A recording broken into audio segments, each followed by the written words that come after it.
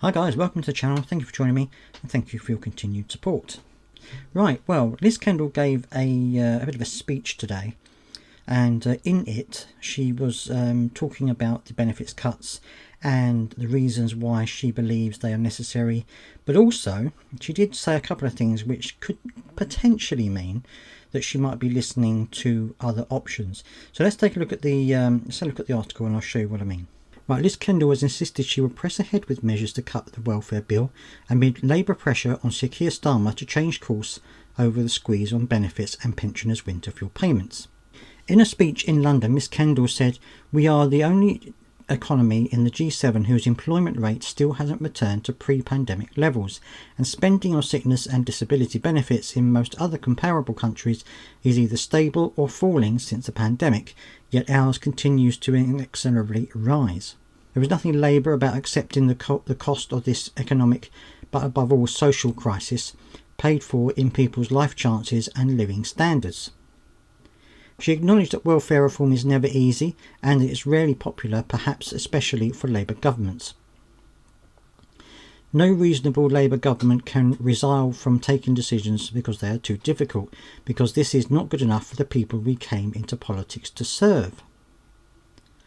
The Cabinet Minister said there are 1,000 new PIP awards every day, the equivalent of adding a city the size of Leicester every single year. This is not sustainable or fair for the people who need support and for taxpayers. Unless we reform the system to help those who can work to do so, unless we get social security spending on a more sustainable footing, and unless we ensure public money is focused on those with the greatest need and is spent in ways that have the best chance of improving people's lives, the risk is the welfare state won't be there for people who really need it in the future.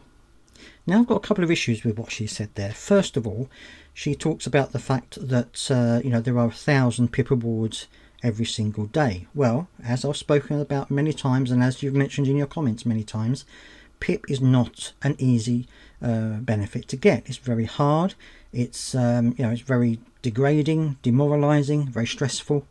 And so, if there are 1,000 awards every day, those awards must be really hard on evidence. They must be really genuine, either if that's been done by the DWP or by the tribunal service, because those people are actually in need. You know, the amount of fraud in the PIP system is incredibly low.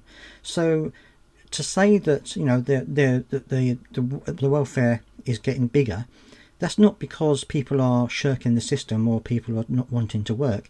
It's because people have a genuine need that either the DWP or the tribunal service is recognising. So I don't see how she can justify that, saying, "Oh, there's 1,000 new cases, 1,000 new awards every day, and we need to get it down." Well, that is because there's 1,000 people out there with disabilities that need support. So I don't see how she can say that. And she also says, of course, that we have the. She also says, of course, about the fact that we have this growing welfare system, but the trouble is, of course, that in other countries which have stable or lowering of these numbers, they are probably doing a huge amount more in terms of their health service to try and get people fitter and get them back into work. There are lots of people on benefits who have said to me and who have said on other channels that they would love to work if they were fit enough to do it.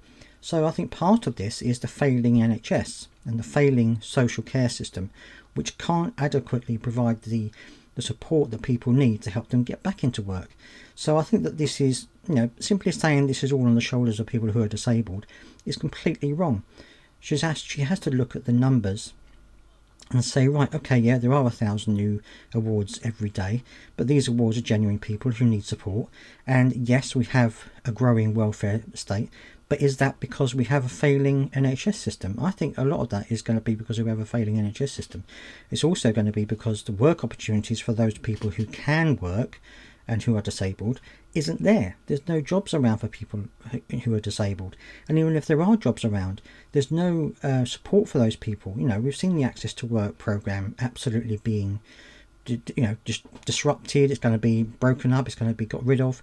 That's not going to help people get into work. And we already know from what other politicians have said that this is just about saving money. And that is what they want. They want to save money. And they're trying to justify that by saying, well, we need to help get people back into work. if they're getting PIP awards, these are people who are more than likely not going to be able to work. However, of course, as I've said before, and many of you have said as well, getting a PIP award doesn't mean you can't work. Getting a PIP award means that you have the support you need if you want to work. So it's Liz Kendall and the Labour government disassociating work from PIP and saying that, oh, if people are getting PIP, they're not working. That isn't true. Lots of people who get PIP are working, and we have to look at that situation. You have to look at the numbers. You have to look behind the numbers and say, well, okay, 1,000 people a day might be getting awarded. How many of those people are working? How many people are going to be using that PIP award to help them work or to help them get into work? I just think it's very disingenuous of what Rachel Reeves is saying. But in that article, which I didn't show you actually, she did say she is listening. So there is a potential there that she might be listening. I think that the U-turn in the winter fuel payments, even though it's not necessarily a full U-turn, it's a partial U-turn, suggests that with enough pressure, we may be able to get them to change some of the benefits systems in the way it is. Now, I know there's a lot of onus at the moment on people who are angry about the benefit system because of the LCWRA situation, rather than the PIP, the PIP awards and things like that, and the 4 points.